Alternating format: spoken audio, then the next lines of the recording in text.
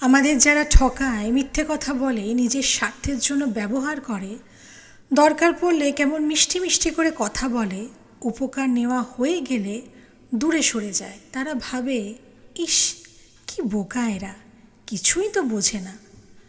ওহে গণ্ডমূর্খের দল, তোমাদের এই কার্যকলাপ আমরা যে বুঝতে পারি সেটাই তো তোমরা বুঝতে পারো না। আমাদের সাথে কে স্বার্থপরের মতো ব্যবহার করে, কে প্রয়োজনে কাজে লাগায়, কে হাসি মুখে ঠকায়, কে মিথ্যে কথা বলে, আমরা সব বুঝি। চুপ থেকে তোমাদের নাটক দেখি। বোকা সেজে যে বসে থাকে সে বোকা নয়।